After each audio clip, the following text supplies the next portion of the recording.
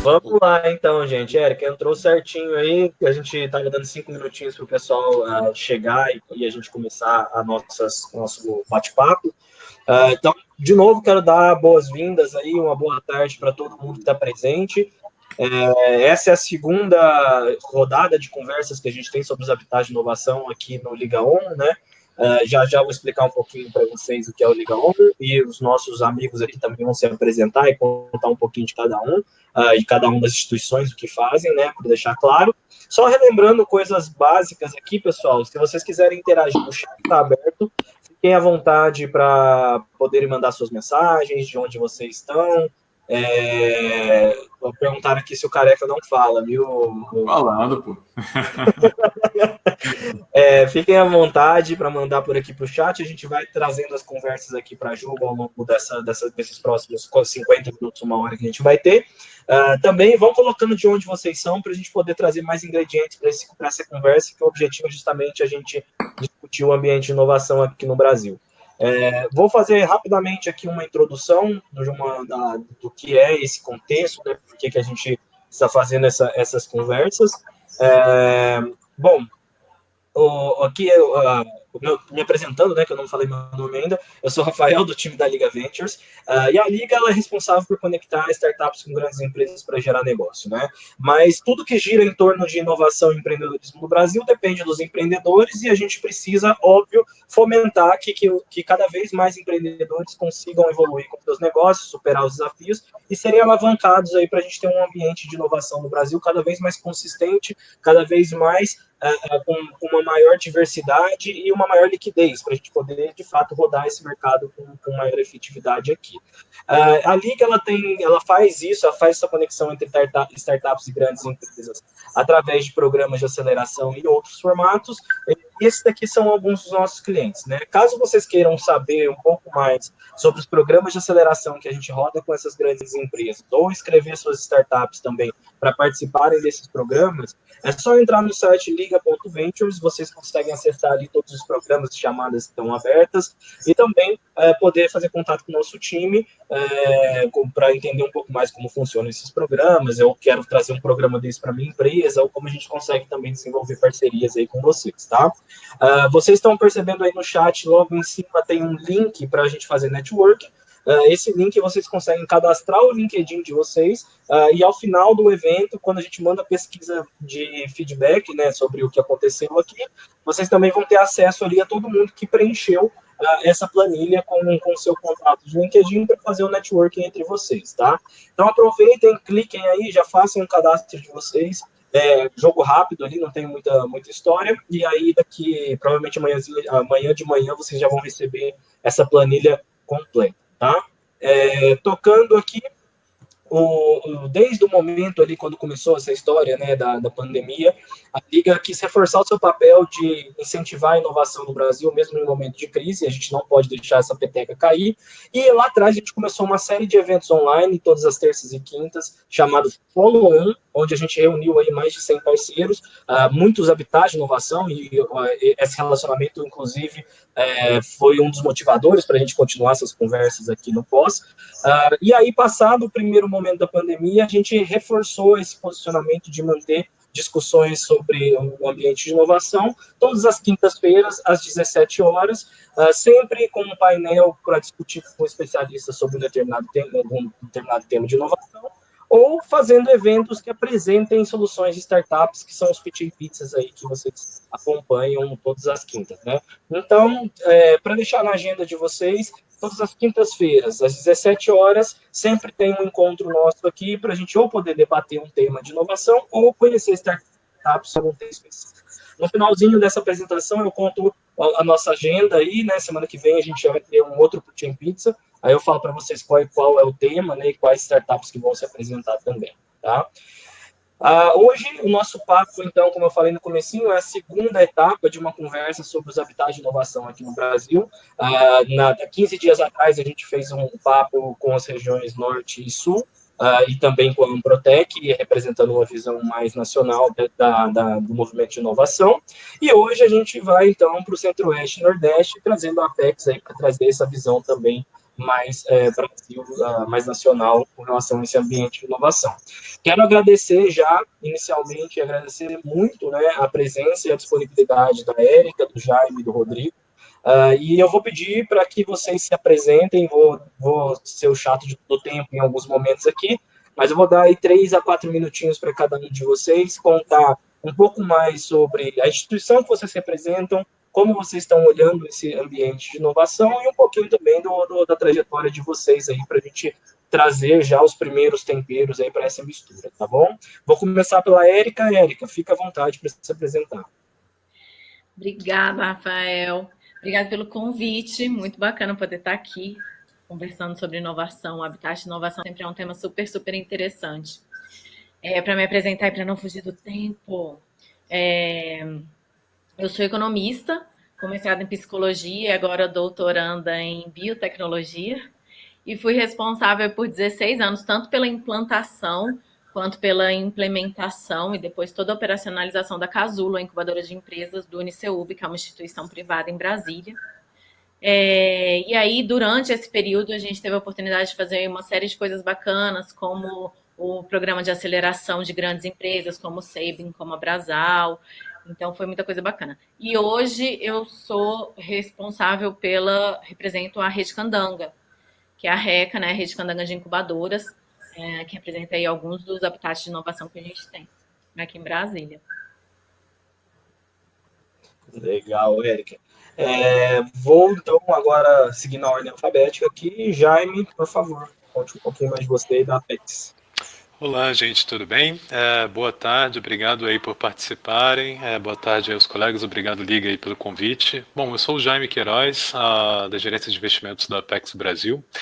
Para muitos que não conhecem esse lado da Apex, a gente não trabalha só com promoção comercial e apoio à internacionalização, mas a gente também trabalha com a atração de investimentos para cá.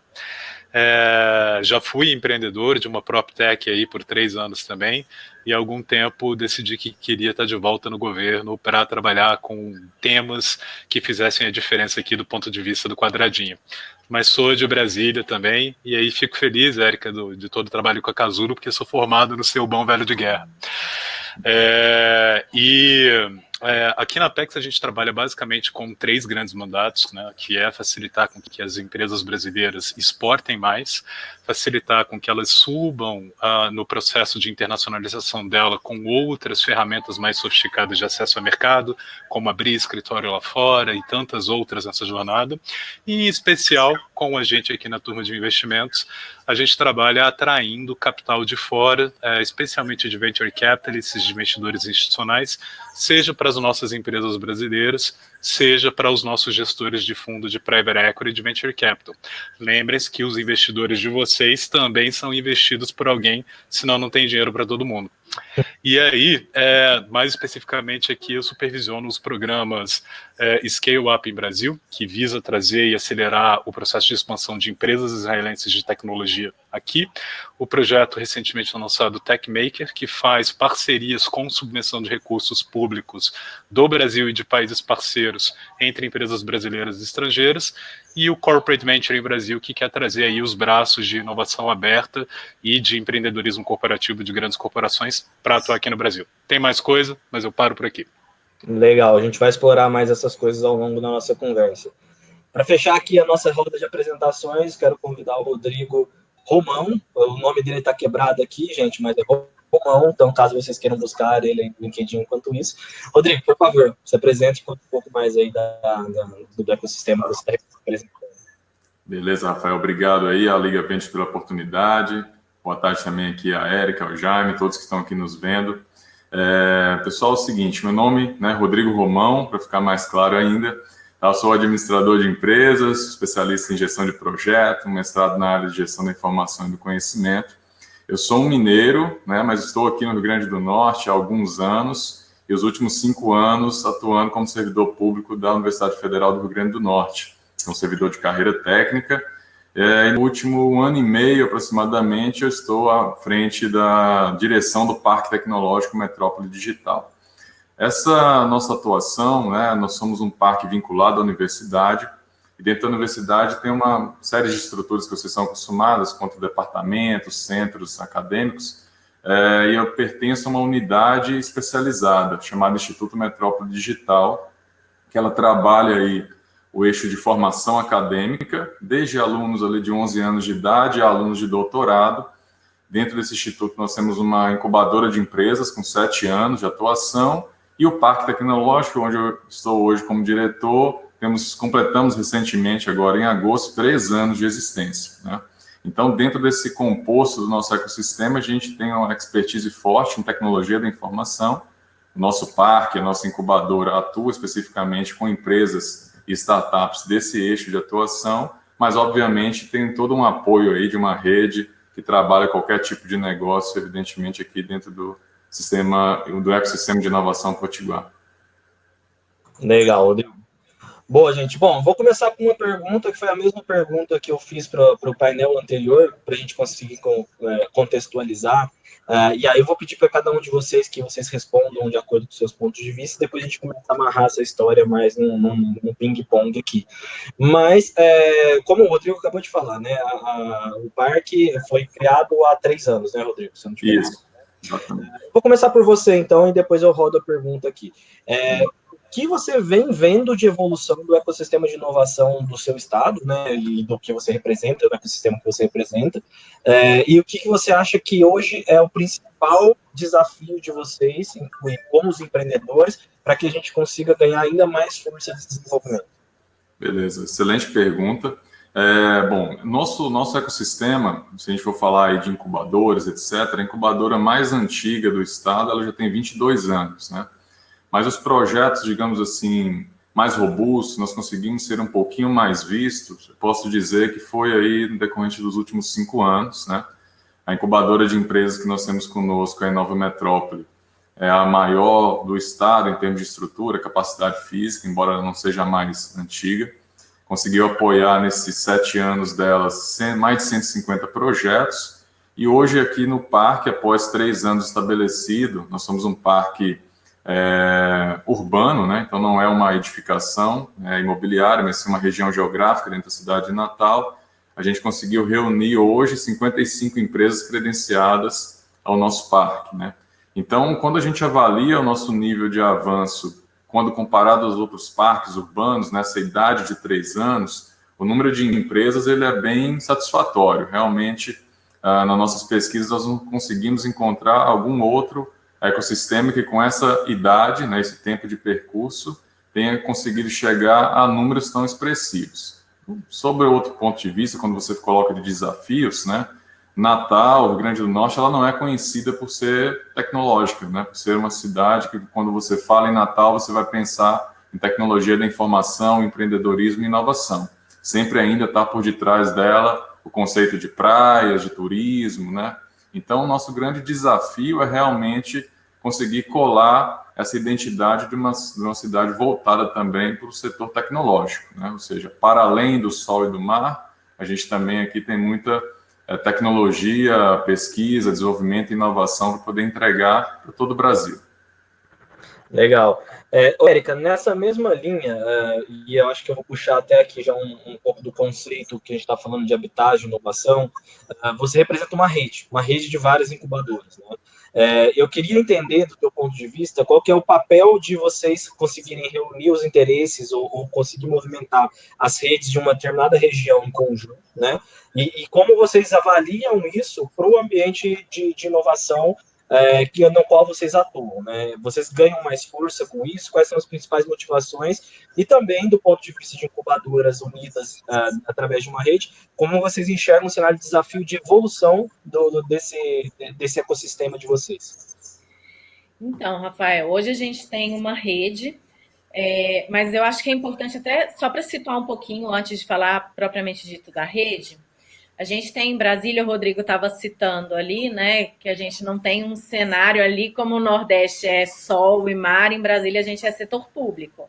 Então a gente sempre teve aí um desafio muito grande quando a gente falava de empreender e tal. Hoje a realidade já é bem diferente, mas isso sempre foi um desafio. E nesse meio, a gente foi sentindo dificuldade. Em Brasília tem a primeira incubadora do Brasil, né, o CDT da UNB, foi uma das primeiras incubadoras do Brasil. E aí foram surgindo outras incubadoras, como a incubadora da Católica, a incubadora do CEUB, a incubadora da UDF, do IESB. E aí, em determinado momento, a gente foi sentindo falta de se unir para que a gente tivesse uma representatividade, principalmente frente a editais. Então, se eu te falar assim, qual foi o motivador principal, há muitos anos atrás, foi isso. Foram os editais da Amprotec, que eram direcionados para a rede, né? Os editais do Sebrae, que foram direcionados para a rede. Então, a gente sentiu a necessidade de se unir para a gente ter força para poder angariar recurso, para a gente poder continuar funcionando e desenvolver ali algumas ações.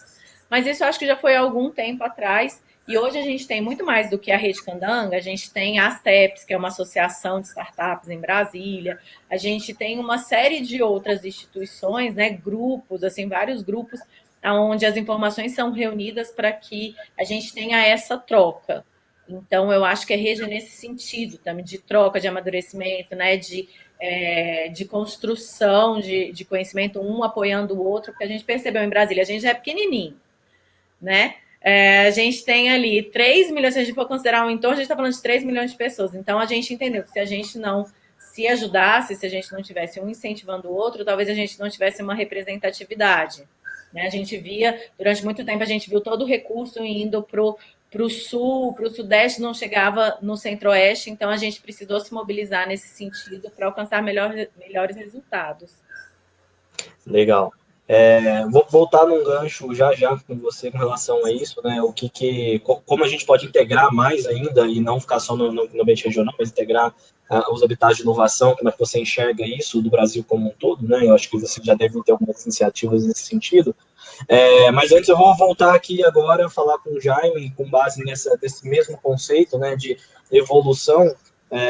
Jaime, a Apex ela já representa, né, e faz essa articulação do Brasil com o ambiente exterior de várias maneiras diferentes, e talvez eu vou falar mais recentemente, mas peço perdão por qualquer indefinição de tempo, mas a gente começou a focar também nessa questão das startups, né, como é que a gente conseguia trazer as startups brasileiras para jogo no mercado internacional e também abrir o mercado nacional para startups no exterior. Como é que você vê essa evolução e também como é que você vê o papel da Apex se adaptando a esses novos conceitos? Obrigado, Rafael.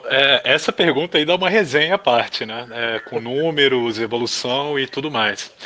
Mas é uma questão natural de ecossistema e de amadurecimento mesmo das coisas, né?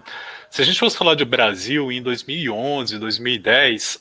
o que era ser um empreendedor e o que era ter uma startup. Era você ter um business canvas num papel rabiscado e falar alguma coisa interessante, talvez com um boné de unicórnio. Essa coisa mudou muito, os nossos empreendedores evoluíram pra caramba, nossa comunidade de investimentos, de aceleração, os nossos mentores, os nossos anjos, a qualidade é exponencial. Especialmente ali no ano de 2013, 2014, a gente viu um divisor de águas assim nítido, né? Não é à toa que em poucos anos depois disso surgiu o primeiro unicórnio brasileiro ali com a 99 no final de 2016 e o deal com a Didi da China. Mas, naturalmente, essa evolução de ecossistema, ela perpassa por alguns outros passos, que todos os ecossistemas evoluídos também seguem, né? Não se trata apenas da qualidade dos nossos empreendedores e de dizer que eles conseguem crescer e a gente consegue gerar unicórnios sólidos que são perpétuos ao longo do tempo. Perpassa também pelo fato de incorporar as tecnologias exponenciais que estão acontecendo no mundo inteiro e você ser inovador para e passo com essas tecnologias. Perpassa pelo fato que, do ponto de vista de ecossistema, existem outros agentes lá fora que devem começar a atuar com aquele próprio mercado, e aqui nesse caso eu estou falando do Brasil, para que ele dê outros passos. Nesse esteio, a gente tem o exemplo clássico dos corporate ventures, né?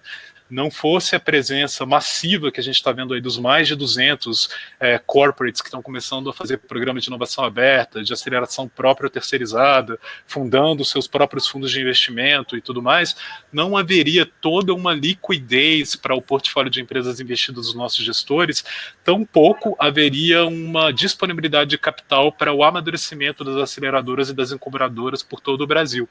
E ainda se tratando do ponto de vista dos empreendedores, aquelas oportunidades que são de deep tech, né, de tecnologia realmente profunda, mais pesadas, elas têm uma oportunidade de ter algum acesso ao capital e mão de obra especializada, porque as grandes corporações compram esse risco com maior facilidade, coisa que os investidores tradicionais puramente financeiros não o fazem.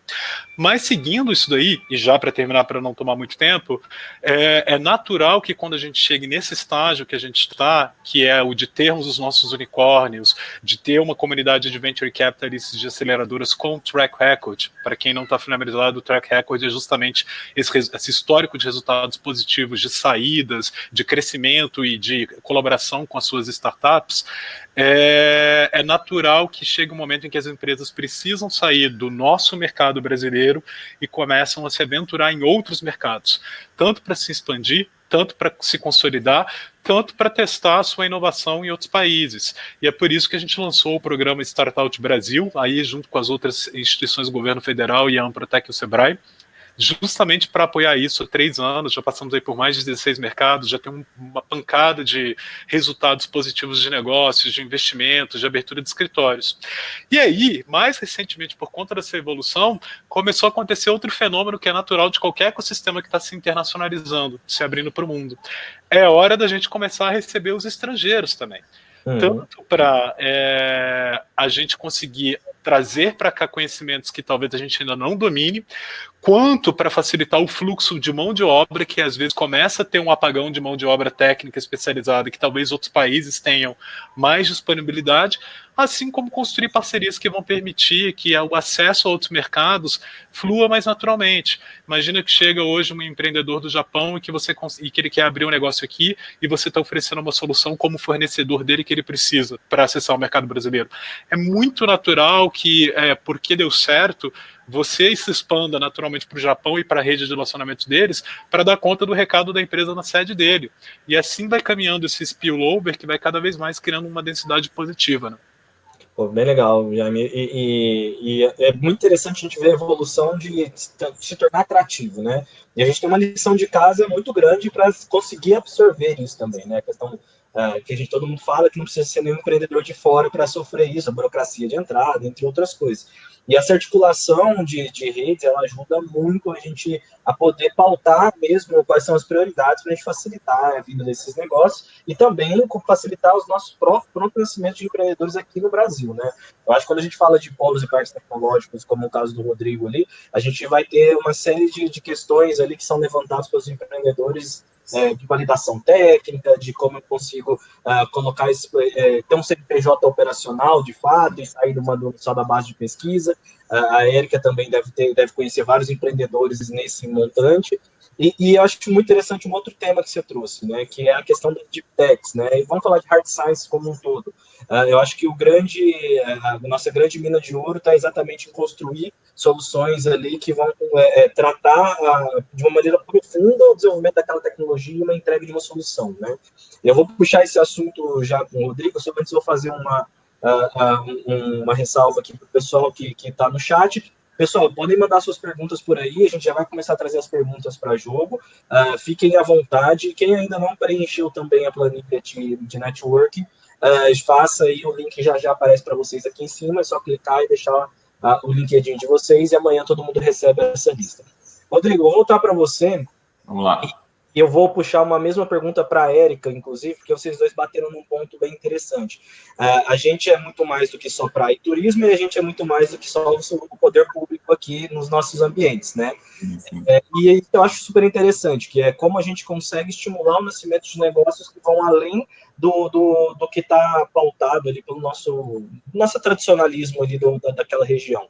E eu queria ouvir de vocês como é que os dois ecossistemas, que as duas instituições estão atraindo outros atores, sejam empresas, sejam investidores. Como é esse trabalho na visão de vocês aí e como é que está funcionando isso? Vocês conseguem trazer demandas através do mercado para as incubadas de vocês, os residentes, desenvolverem, ou vocês conseguem envolvê-los também depois de um processo de nascimento desses negócios? Vou começar pelo Rodrigo, depois eu passo para ele aqui. Beleza. É o seguinte, né? A gente quando coloca, eu gosto de citar, o Rio Grande do Norte, ele tem muitas estruturas institucionais que demonstram maturidade, como, por exemplo, se eu não estou enganado, perto de 20 incubadoras, cerca de 180 projetos apoiados por essas incubadoras, um parque tecnológico em atividade, que é esse que eu sou hoje como diretor, e tem um segundo parque num projeto agora de implantação. E todos essas iniciativas apoiadas muito aí pelo Sistema S, o SEBRAE, as prefeituras, né, o governo do estado também se envolvendo. Então, a rede de atores, ela demonstra uma maturidade, pelo menos no quesito de instituição, apoio institucional. Só que falta, né, por nós ainda, o nível de maturidade de chegar exatamente nesse ponto que você coloca, né? Por exemplo, hoje eu não tenho uma rede de investidores a quem procurar, é uma grande deficiência aqui do nosso ecossistema, né?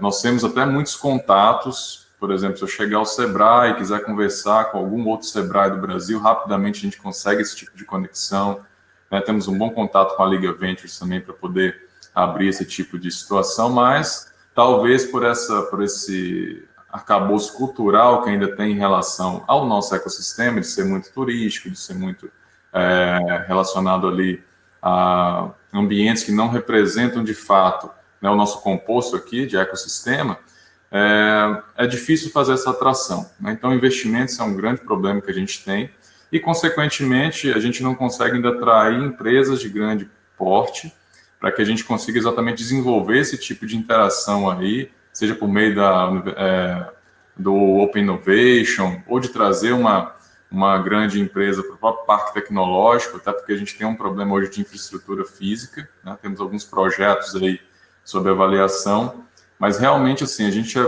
tem a maturidade em termos de parceiros, de rede, de instituições, porém os processos ainda precisam passar por um bom amadurecimento e participação de outros players, principalmente a parte de investimento. Legal. Érica, antes de passar para você, eu já vou também duplicar a pergunta. Rodrigo, hoje vocês têm alguma linha de negócio, um segmento específico? Vocês são multissegmentos hoje nas empresas que estão residentes aí no parque? Perfeito, né? A gente tem uma grande área, que é tecnologia da informação, como atividade fim ou como atividade meio, por exemplo, uma empresa de marketing, mas que tenha uma tecnologia envolvida ali dentro do seu negócio, ela pode se credenciar ao nosso parque, né? Mas a gente tem como TI até por uma vocação do próprio instituto, né? Essa unidade da universidade onde a gente está vinculado, forma profissionais para a área de tecnologia da informação nos seus mais variados braços e campos de atuação. Então, é um macro campo que a gente atende, né? Então, nossa segmentação é um pouco fechada em TI, mas, obviamente, nas múltiplas aplicações que ela tem aí no mercado. Legal, legal. Érica, vamos lá. Então, retomando isso, como você vê aí para o lado da Rede Candan? Rafael, suas perguntas são sempre resenha, assim, cada pergunta que você faz a gente pode falar por uns 40 minutos, é isso? Tem que rolar uma super síntese aqui, né, Jaime? Me apoia aí. Elevator pitch. Tá, deixa eu tentar organizar aqui meus pensamentos. Eu vejo tudo isso um pouquinho menos copo cheio do que o Jaime. Achei o Jaime bem copo cheio nessa história. Eu acho que a gente já melhorou bastante, né? O Rodrigo tinha comentado isso em 2016, muita coisa mudou. Acho que nesses últimos 5 anos, 4 ou 5 anos, a gente tem uma mudança considerável. Particularmente em Brasília, a gente sempre teve uma maioria de setor público. Esse ano, pela primeira vez, a gente atingiu uma maioria de setor privado. Então, pela primeira vez, a gente tem 51-49. Então, esse é um reflexo aí do que a gente está vendo acontecer. Eu acho que a gente ainda tem um longo caminho pela frente quando a gente fala de integração de atores, quando a gente fala de recursos, quando a gente fala de investidor, enfim. Mas, para mim, uma coisa que foi marcante, que eu queria comentar, eu acho que foi um momento, assim, que eu acho que a gente passou por uma outra etapa de maturidade, quando a gente conseguiu, de certa forma, envolver atores como grandes empresas, por exemplo, em Brasília. Então, a gente tinha aqui um monte de startup dentro das instituições de ensino, no nosso caso aqui em Brasília, praticamente todas, eu acho que todas dentro de instituição de ensino, mas tudo isso muito distante do mercado, ainda muitas vezes com uma carinha de academia e tal. E aí, quando a gente conseguiu trazer grandes empresas como o Sabin, como o Brasal, que são né? Melhor SEIB, melhor empresa para se trabalhar na América Latina, Brasal, melhor empresa mais inovadora do Brasil, enfim. Quando a gente trouxe empresas dessa forma para dentro do ecossistema, acho que foi um momento aí de maturidade. Hoje, assim, hoje mesmo eu recebi três programas de aceleração ou pré-aceleração de grandes empresas, né? Que está acontecendo em Brasília. Então, eu acho que essa é uma mudança significativa porque tira esse isolamento da startup e coloca ela dentro de uma realidade. E durante muito tempo o que se tinha era startup chegando para você e falando assim, e aí, você tem dinheiro? Eu tenho uma ótima ideia, você tem dinheiro?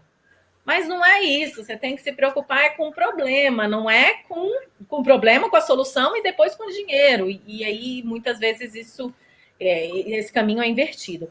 Outra coisa que eu vejo que está acontecendo muito, eu acho que no Brasil todo. Rodrigo, se você não concordar comigo, você fala, mas eu acho que, principalmente as incubadoras de empresa, elas estão mudando o seu papel de atuação. Então, essa coisa incubadora de empresa, como a gente tinha antes, de espaço físico, de acompanhamento de 2 anos, de plano de negócio, isso está mudando muito mais para um modelo de ou uma pré-aceleração ou uma construção, uma coisa mais rápida, não só por atender, por ter uma maior procura de startup, mas até os negócios mais tradicionais também sendo apoiados por modelos diferentes que não aquela incubação tradicional que a gente tinha um tempo atrás. Pô, isso é muito legal, Érica. Eu vou voltar nesse ponto para a gente explorar um pouco mais já, que é qual o papel que a gente pode assumir a partir de agora, porque eu concordo muito com o que você colocou, eu vi que todo mundo balançou a cabeça aqui concordando. Felizmente, a gente tem muita oferta boa já de conteúdo e treinamento para um nível básico do empreendedor, né? Eu acho que a gente já superou aí a falta de... Ó, já falou mais ou menos, então vamos lá. Eu também estou indo mais ou menos. Então vamos segurar, a gente volta aqui. Só quero voltar antes com o Jaime para falar desse cenário de empresas se aproximando dos ecossistemas. O Jaime tocou muito no assunto de corporate venture aqui, né? E com a impressão que eu tenho em alguns momentos aqui dentro do ambiente que a Liga conversa bastante, que são essas grandes empresas, que a gente tem uma certa dificuldade de trazer essa visão do corporate venture mais próximo do P&D mesmo ali, né? De trazer algo para o desenvolvimento dentro desses parques, de uma das deep techs, né, com o desenvolvimento de coisas mais profundas, muitas vezes porque até o P&D dessas empresas são multinacionais, não fica aqui no Brasil, e isso se concentra aí do outro lado. Eu queria ouvir um pouco mais com a tua visão da Apex, assim, como a gente pode estimular ainda mais essa aproximação das grandes empresas para estarem próximas e estimulando o contexto de geração de negócios junto das nossas incubadoras, dos nossos parques, dos nossos polos, aceleradores, enfim, todos os ambientes aí de inovação. Essa já é tese de doutorado, não é só resenha. Mas o Brasil é um país de países, né, cara? E isso diz respeito a todos os temas. E quando eu falo país de países, é porque em cada região, em cada estado, em cada ecossistema, você tem um retrato claro, uma realidade clara com seus agentes próprios e em estágios diferenciados, né? Do ponto de vista de ecossistema, eu vejo com clareza, sendo a Apex trabalhando com todas as regiões, os estágios de maturidade saindo bem claramente de evolução, saindo da região sudeste e começando a se expandir para os outros. Enquanto lá em São Paulo teve um momento que foi importante e companhia, a gente tem um bocado de aceleradora fazendo seus programas constantes, um monte de incubadora indo para esse estágio que a Érica e que o Rodrigo também colocaram, de que se pivotarem para se tornarem mais aceleradoras e talvez menos incubadoras num conceito Brasil, porque internacionalmente incubadoras são mais próximos de aceleradoras, especialmente em Israel, em alguns mercados europeus. Aqui no Brasil é que a gente criou uma diferenciação. Tem um ponto que eu acho que é fundamental, que está ainda muito descompassado nas regiões, que é a evolução da qualidade do investidor. E isso tanto do ponto de vista dos gestores de fundos. Aqui, por exemplo, no Centro-Oeste, em Brasília, a gente tem 2 ou 3 gestores com seus fundos CVM regulados FIP, que tem alguma maturidade, mas ainda com um pouco de track record. Aqui em Brasília a gente tem para valer mesmo, assim, você botar na ponta do lápis, e isso é fundamental para irrigar o capital e uma série de coisas. Mas agora falando especificamente sobre a sua pergunta dos corporates, esse é um puta de um desafio, porque O Corporate Venture é um tema que ele virou um rastilho de pólvora no planeta inteiro desde a chamada quarta onda, né? A quarta onda é um novo movimento do empreendedorismo corporativo que surgiu ali em 2010, após 3 grandes ondas de falha, e essa aparentemente veio para ficar, a despeito de alguns erros e imperfeições que a gente enxerga globalmente e no Brasil. Nessa onda, virou legal você fazer um programa de aceleração, você associar a sua marca de grande corporação com empreendedores, porque você é jovem, porque você é interessante. Só que a gente vai vendo um bocado de falha acontecendo quando você vê que são apenas planejamentos de unidades de marketing para tentar revitalizar uma marca, em detrimento da inovação, que é o core e a razão de ser do empreendedorismo corporativo. E aí já começa esse descompasso natural das equipes de inovação de novos negócios não necessariamente terem amadurecido o que a gente chama de intraempreendedorismo, que é a cultura, o vírus empreendedor entre os executivos da empresa, para que aquela inovação seja muito bem incorporada de maneira rápida, sem ser uma assassina de startups. E normalmente o que acontece é o contrário. Os caras lançam o edital, fazem todo aquela festa, a cerimônia, respeitam os empreendedores até, mas na hora de internalizar a solução, vira um Deus para lá e um Deus nos acuda, que acaba que os empreendedores ficam frustrados, ou por conta de cláusulas de exclusividade, de propriedade intelectual e uma série de coisas, a coisa não roda. E aí você vê que essa preocupação sobre qual é a próxima inovação que o meu cliente quer, ou qual é a grande dor que está me corroendo o meu faturamento, ou o meu ROI como empresa, né, o meu Return on Investment, não está sendo resolvida. Então essa conversa fundamental entre a turma que está fazendo inovação e desenvolvimento de negócios e o P&D unidos numa só forma sobre o chapéu do empreendedorismo corporativo, o corporate venturing, é fundamental, e boa parte das empresas não está fazendo isso. E aí vem outras coisas que a gente vê que são complicadas, justamente porque isso não está unido debaixo do chapéu de um interlocutor para ser o PMO dessa história, né, o Project Manager disso daí, acaba que cada um tem um interesse, as coisas não convergem, os ritos ficam soltos e muita coisa dá errado. Agora, do ponto de vista de fazer esses laços entre matrizes e subsidiárias, você ainda tem outros desafios.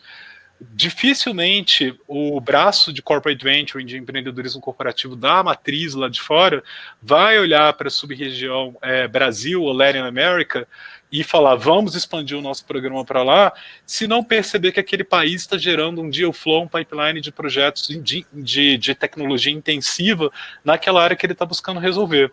Um outro ponto é que tem um roteirinho que às vezes é complicado e a gente esbarra muito nisso, tanto para isso quanto para investidores. E eu já vou terminar, que senão eu vou falar demais.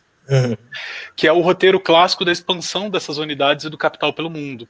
Hoje em dia, por uma questão de organização de ecossistema, é muito claro que se você decide que você vai passar a investir num planeta como inteiro, seu primeiro local é o Vale do Silício, seu segundo local vai ser Israel e seu terceiro local vai ser na China. O seu quarto local é algum lugar do planeta hoje com tendência à Índia.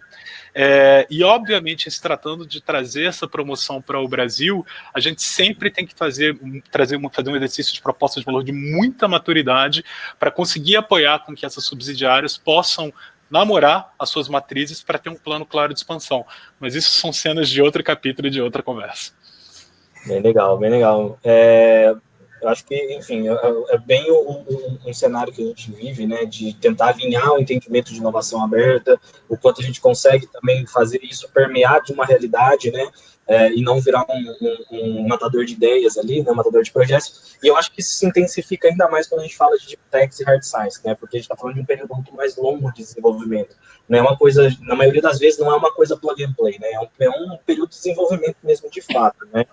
E aí eu vou voltar, então, às balançadas de cabeça de concordâncias mais ou menos dentro do contexto. Vou começar pela Érica, que levantou essa bola da pivotagem dos ambientes de incubação e de polos tecnológicos, e vou entrar nisso, então, Érica. Do teu ponto de vista, da tua observação, por que a gente está precisando mudar, de fato, essa característica das entregas desses habitats de inovação, e para que lado a gente vai? É um lado onde a gente vai focar menos em informação, mais capacitação, mais oportunidade de negócio, ou é um rebalanceio disso tudo? Não, Rafael, está muito quiz. Tá difícil demais, difícil demais. Vou explicar meu ponto de vista, que eu preciso de 1h30. Ó, o que eu acho? Como incubadora, né, como parque, o que a gente teve é uma questão formal. Eu não te digo nem que seja a questão, essa mudança estar necessariamente vinculada à maturidade da empresa. Eu não acho que necessariamente é isso. Mas eu acho que os próprios habitats de inovação sentiram essa necessidade, né? Então, hoje, se você for seguir a risca mesmo, você tem um manual para isso, um manual para aquilo, e você precisa de uma certificação, e a Amprotec implementou uma outra coisa, e o Sebrae te exige tal outra coisa. Então, são parceiros importantes que você não pode abrir mão, mas que se você quiser jogar esse jogo, você vai, de certa forma, viver para isso. Eu acho que é um ambiente muito formal para o que a gente tem hoje, como eu falei, independente do nível de maturidade da empresa, independente do tipo de empresa. Então, eu acho que essa mudança não necessariamente está atrelada a essas coisas, mas outros fatores até burocráticos, assim. E aí tem toda a questão da instituição, da mantenedora, né? Incubadora, todo mundo sabe, não é um programa que é sustentável, enfim, uma série de outras questões aí. O que a gente precisa, o que tem que mudar? Eu acho que isso... Eu sou professora, né? 16 anos dentro de sala de aula, então, assim, a minha visão tá lá, é na base, assim. Quando você pensa, não, porque TI, né? Vocês comentaram, porque na tecnologia e a gente está vinculado à tecnologia. Mas, gente, vocês já tentaram prospectar negócio na área de saúde? Há 3 anos atrás, você ia bater nos cursos de saúde e todo mundo estava te falando assim, oi, do que você está falando? Como é que é isso? Então, eu acho que é exemplo, sabe? A gente não tem exemplo, a gente não trata desses assuntos basicões dentro de sala de aula, que não da tecnologia, que não da administração, que já está. Então, eu acho que a gente precisa fazer, se a gente quer pensar em um país empreendedor, a gente precisa mudar uma mentalidade para termos uma mentalidade empreendedora. Quando eu tenho um afilhado querido e amado, e quando eu tinha a idade dele, as pessoas me perguntavam assim, o que você quer ser quando crescer? Eu falava que eu queria ser funcionária pública. Era isso, gente, imagina. 10, 12, 13, 14, eu queria ser funcionária pública. E eu já estava até estudando para isso. E aí, hoje eu pergunto para ele, eu falo assim, e aí, o que você quer ser quando crescer? O que você admira? Ele, não, eu admiro o Thiago da Tecar, que é um cara que era lavador de carro e que hoje tem uma empresa de automóveis. Então, isso precisa mudar, porque eu acho que a gente não tem exemplos, e aí é bem na base mesmo, né? Acho que está sendo um pouco do que vocês estavam comentando aqui, necessariamente de startup, mas eu não consigo pensar de outra forma que não mudar o que tem antes. Como minha realidade é em todos os cursos, eu sou professora de empreendedorismo, então eu estou na saúde, no direito, né, enfim, em diferentes áreas, sei lá, isso sempre me incomoda um pouco. Não, eu acho que faz total sentido. A gente está falando, não existe um negócio sem um empreendedor, né? E não existe um empreendedor sem a visão empreendedora ali, né? De pelo menos tentar resolver o problema ou propor uma nova sistemática para aquilo que ele vive. E eu só experiência própria, né? Empreendi na área de saúde tradicional há uns 5 anos atrás. E era exatamente isso, assim, quando você conversava com os profissionais de saúde, era meio... Você falava, não, vamos ver uma maneira de fazer um marketing de conteúdo, alguma coisa. Não, como assim, sabe? Era alguma coisa... E é simples, não estou falando que é justamente isso, de você trazer essas oportunidades para jogo, né? Como as pessoas, só para te interromper rapidão, mas como as pessoas não viram isso na academia e não tem essa técnica, isso vira um monstro, entendeu? Sim, com certeza. Rodrigo, eu vou ainda pegar agora mais a tua visão também com essa parte de capacitação, né? Treinamento, e dentro do polo vocês, enfim, tem uma série, dentro do parque, né, vocês têm uma série de empresas em graus de maturidade diferentes aí, tem exigências diferentes para que vocês possam ajudar cada uma delas.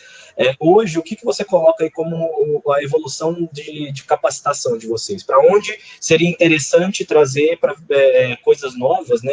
Que temas ou que áreas você acha que faz sentido a gente aprimorar ou complementar a formação ou ferramental que vocês oferecem aí no parque? Legal. Eu queria aqui corroborar, né, muito o que a Erika acabou de dizer, no seguinte sentido, realmente acho que falta essa parte da formação, a preparação, né, empreendedora. Então, não sei se pode ser um tema polêmico, mas acho que o empreendedorismo ele ficou meio que um lifestyle, né? Ele tem uma pegada própria ali, que a maioria aí dos nossos jovens, de quem, não só jovens, né, da nossa população como um todo, não tem uma cultura específica para isso, né? Aí eu queria pegar um outro ponto que a Erika mencionou aqui, que é como se fosse uma atualização dos nossos modelos de incubação, que ele está deixando mais de ter aquela jornada mais longa para ser uma jornada um pouco mais prática de acelerar de fato. Assim, eu concordo que isso é uma tendência, mas é fato, por exemplo, aqui dentro do nosso ecossistema, falando do Estado como um todo, os projetos que a gente recebe, eles não estão no nível de maturidade exatamente para você apenas escalar ou acelerar, né? Então, o jovem está chegando com uma ideia, só que ele não tem ainda aquela formação empreendedora básica que poderia ser trabalhada até, por que não, na nossa própria educação básica, né? Então, realmente é um problema bastante complexo aí, até o que nós chegamos nesse ponto, né? E, assim, o que a gente tem tentado é institucionalizar algumas opções, sabe? Então, dentro do Instituto, a gente criou um programa de estudos secundários, voltados para essa área especificamente. Então, é um curso da própria universidade, ele vai te certificar, um curso mais de curta duração, 4 meses, 5 meses, 6 meses, dependendo da área que você queira fazer.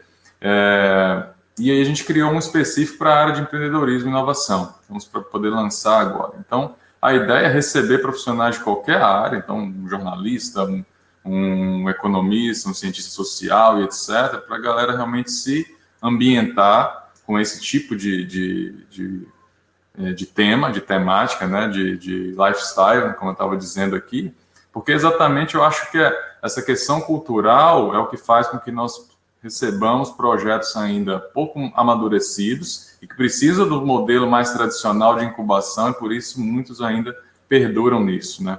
E por causa disso você acaba não conseguindo alavancar projetos de grande porte, né? Então, nós temos aqui um caso ou outro de uma empresa que realmente conseguiu alcançar um estágio muito legal, um reconhecimento muito grande, mas ainda são outliers, né?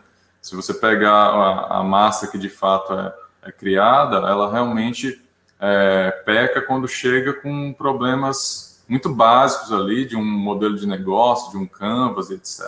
Então, a gente entendeu que não assim, ter a estrutura de entes que nós temos, com parque tecnológico, etc., não vai funcionar se exatamente a porta de entrada ainda não filtra ou não está preparada para receber projetos de grande porte para poder fazer essa rede movimentar com toda a força que ela pode, sabe? Então, acho que ainda tem realmente uma barreira, posso dizer, cultural, de educação a respeito do empreendedorismo, que é o que a gente precisa focar e estamos tentando trabalhar nisso daqui para frente. Legal, Rodrigo. E acho que como o tema aqui que motivou a gente é justamente a integração desses entes, né, dos atores desse ecossistema como um todo, eu acho que a gente tem uma possibilidade muito grande de agilizar todo esse processo de mudança, né? A gente tem muitas capacidades que são bem desenvolvidas localmente em alguns atores, e a troca disso eu vejo como algo legal, assim, de ser estimulado. Eu vou pegar uma pergunta aqui do Otávio, na verdade eu vou pegar mais o contexto que o Otávio colocou para te fazer uma pergunta, Jaime, e aí a gente vai para uma pergunta final para todo mundo, tá? A gente já está caminhando para o final. Só lembrando, quem ainda não não colocou lá o seu contato na planilha de compartilhamento, networking, aí está aparecendo em cima no chat para vocês o link, é só clicar, preencher lá com o LinkedIn de vocês, e amanhã vocês vão receber essa planilha completa aí com todo mundo que preencheu, né? Vamos lá então, Jaime. Jaime, você falou muito da questão de ter negócios ajustados a contextos para a gente aumentar a probabilidade de sucesso da adequação disso, tanto aqui quanto fora, né? No caminho aí que vocês se propõem dentro da Apex ajudar a acontecer. O Otávio colocou aqui do Hub, da AgriHub, que ele faz parte, que tem uma especialidade que é focada no produtor rural. Quando vocês olham esses programas de vocês, né, que a Apex ajuda a construir e a executar, o grau de especialização das soluções é um critério importante para vocês na seleção destes negócios? Então, vocês trazem eles com base numa solução ou de uma oportunidade de mercado muito específica, ou vocês costumam tratar ainda num ambiente um pouco mais aberto de exploração? Isso varia muito, né? Eu até li aqui a pergunta do Otávio, né, do Celedônio. Eu concordo com você, tá, Otávio, em gênero, número e grau.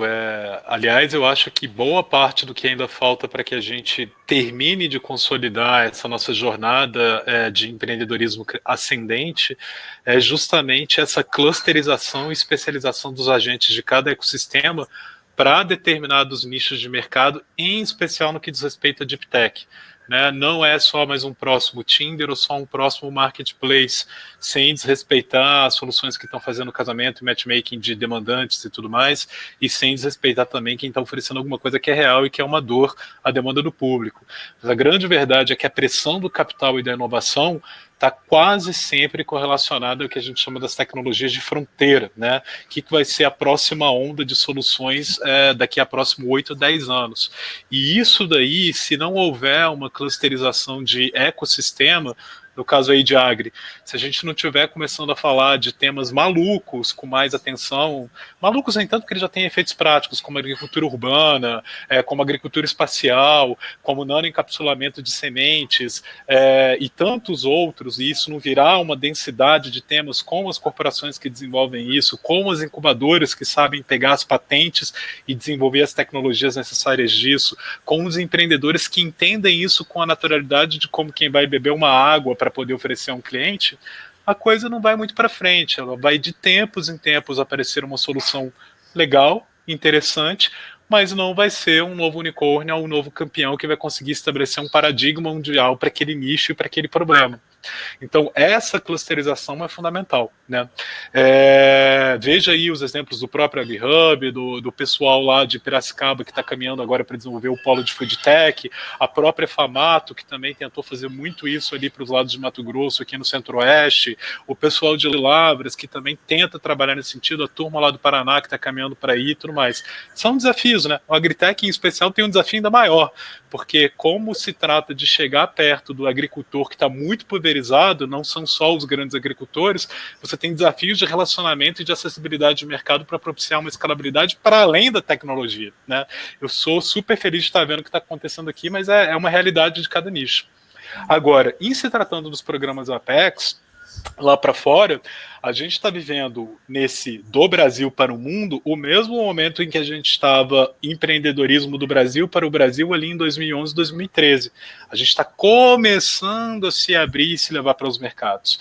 Então, por hora, e não tão demoradamente, ainda não faz sentido fazer uma clusterização de brasileiros para aquele mercado. Por hora. Talvez do ponto de vista de inovação aberta, do ponto de vista de aprendizagem de lições de ecossistema, faça. Do ponto de vista de expansão internacional consolidada para clusters, de maneira estruturada, de tempos em tempos, com acesso a capital de investidores, ainda não. Mas é para isso que a gente está trabalhando para chegar e que gostaria de trabalhar e para chegar, né? E a gente enxerga que naturalmente aqui no Brasil já tem aqui algumas 2 ou 3 competências que estão começando a se destacar, mas cada uma tem suas dificuldades. E aqui a gente está falando de agri, de fintech e de saúde. Legal, legal. Boa, gente, a gente está caminhando para o final, até para a gente respeitar o tempo aí que a gente combinou com cada um aqui de vocês. O Rodrigo fez uma pergunta super legal aqui, eu vou tentar amarrar ela na pergunta final, mas para a gente também não transformar numa apresentação de pós-doc, só está faltando ela agora, né? A gente, qualquer coisa, depois a gente manda aí isso formatado na ABNT para todo mundo certinho, para a gente conseguir ler todas as respostas. Mas eu quero muito, já de antemão, antes da última pergunta, agradecer a presença de vocês aqui. A gente teve aí mais de 75 pessoas online acompanhando a gente. Esse conteúdo vai ficar disponível no YouTube depois também da finalização aqui do online. Então, quem quiser rever ou repassar também, fiquem à vontade. Vai estar no canal da Liga, é só procurar lá no YouTube, Liga Ventures, tem uma série de eventos lá. Para terminar aqui, e agradecer mais uma vez imensamente a presença e a riqueza do debate aqui com vocês, eu queria insistir mais uma vez na questão da integração dos polos e dos habitats de inovação, né? Cada um aqui tem um ponto de vista de uma etapa diferente, complementar desse processo, né? E eu queria ouvir de vocês o que vocês acham que a gente pode ganhar e como a gente pode ganhar esse resultado, né, capturar esse valor, integrando ainda mais as redes de inovação que a gente tem no Brasil. A questão da diferenciação geográfica já foi colocada aqui, E acho que não tem mais nenhum motivo para falar disso num ambiente de inovação, num ambiente onde a gente pode fazer essas transições online com muita qualidade. Para finalizar aqui, então, eu queria ouvir de cada um de vocês como a gente pode integrar ainda mais os habitats de inovação no Brasil e como a gente pode capturar esse valor para cada um desses habitats aí que vocês representam ou que vocês observam. Vou começar pelo Rodrigo e já agradecer mais uma vez, Rodrigo, pela tua participação. Perfeito, agradecimento é meu aí, a todos por esse bate-papo maravilhoso que a gente teve aqui. Bom, no meu ponto de vista, eu acho que é fundamental a gente criar essas conexões, derrubar essas barreiras aí para que nossos ecossistemas interajam de melhor forma. Eu brinco muito com o pessoal aqui que é normal a gente chegar e ver um empreendedor querendo se espelhando em Jobs e Bill Gates, né? Só que é uma escala muito grande. Às vezes pode ser alguém lá no ecossistema da Érica, tá? Um ou dois degrauzinhos a mais e vai conseguir conversar com ele e dizer, olha, eu já passei por isso aí, vamos por esse caminho, por esse. Ou seja, um pensamento, um mindset de abundância, né? Ou seja, não há uma competição por si só, mas sim uma troca, ou seja, tudo que o cara aprendeu ali durante a sua jornada, ele é capaz de entregar também para outros que já estão numa jornada alguns passos atrás em relação ao seu negócio, nível de negócio. Então, eu penso que os ecossistemas poderiam também se trabalhar dessa forma, né? Temos ecossistemas bem mais evoluídos dentro do Brasil, temos uns que estão em desenvolvimento, como é o caso de onde eu estou. Então, a nossa ideia é que, derrubando essas barreiras, a gente possa aprender aí, passo por passo, como é que a gente pode se equalizar e gerar um benefício maior para toda a rede do país. Legal. Érica? Então, você perguntou o que a gente pode ganhar. Eu acho que a gente tem muito a ganhar, mas é um desafio bem grande. Assim, hoje a gente tem a rede Candanga, mas a gente também tem a rede Centro-Oeste, a gente também tem uma série de movimentos aí junto à Amprotec, quando a gente fala de incubadoras no Brasil todo. Então, isso tem sido tentado durante muito tempo. A gente acaba trocando muita informação informalmente, ou quando acontecem eventos, congressos, mas eu acho que isso... Eu não sei te falar como, tá, Rafael? Eu acho que, de alguma forma, isso tem que ser ampliado, e aí não só a incubadora, mas os empreendedores também fazerem parte disso de uma maneira mais presente. Mas eu acho que falta um atrativo, sabe? De que forma isso pode ser fácil, isso pode me gerar resultado e isso pode funcionar para todo mundo, entendeu? Então, como eu não consigo te falar. Eu não sei te falar, talvez seja um problema de pesquisa aí, ó, para estar escrevendo. Mas acho extremamente necessário e a gente está evoluindo. De uma forma ou de outra, isso está acontecendo, né? Mas a gente fica sempre ali, querendo fazer isso mais rápido, né? Obrigado, Érica. Jaime? Olha, isso daí realmente é um hackathon de hackathons à parte, né? Para a gente conseguir ter, no mínimo, os nossos post-its de validação, fazer o cliente AB com o Brasil, né? Mas o ponto, eu acho que tem uma questão que eu ainda sinto muito falta no empreendedor brasileiro. Eu acho que lá atrás eu falei que o Brasil é um país de países, né? E quando eu falo isso, não porque a gente é de outros países, mas é porque a gente tem muitas realidades e a gente ainda é muito bairrista. O empreendedor do Sudeste, ele não vem para o Centro-Oeste, não vai para o Nordeste, não vem para o Sul. E o empreendedor do Sul não vai para o Sudeste, não vem para o Centro-Oeste. São raras exceções. É óbvio que tem? É óbvio que tem. Senão a gente não teria os nossos campeões. Mas de 13 mil startups, quantas será que tem presenças em ao menos 3 regiões com clientes de forma relevante das receitas recorrentes? Eu imagino que seja pouco. Isso é uma pesquisa muito interessante. E aí é aquela tal história. É óbvio que você vai ter uma nação de copycats em estágios diferentes de maturidade com seus agentes de ecossistema em estágios completamente diferentes de maturidade, jorrando capital em estágios iniciais de negócios que talvez não vão para frente. Mas será que a parceria daquele que está se mostrando um campeão naquela região, ao se expandir para uma região que ele não conhece, em parceria com aquele empreendedor que tem competência para aquele assunto, não criaria mais campeões, mais assertivos e dinamizaria os recursos como ecossistema? Olha, eu acredito que sim. Um outro ponto que eu acredito que a gente ainda precisa superar muito, e aí foi quando eu fiz aquele mais ou menos nos estágios iniciais, é que a nossa comunidade de investimentos para o seed, talvez ali para um o que eu chamaria de um pre-seed money, ela ainda é muito imatura nas demais regiões do Brasil, né? Você tem hoje uma nação de pessoas que estão querendo sair de investimentos em portfólio de renda fixa e estão começando a olhar para esse tema do empreendedorismo de startups com certo deslumbre, olhando pela oportunidade de ganhos, mas sem a responsabilidade e a paixão que é necessária de um investidor nessa classe de ativos para adicionar valor ao crescimento dessas empresas.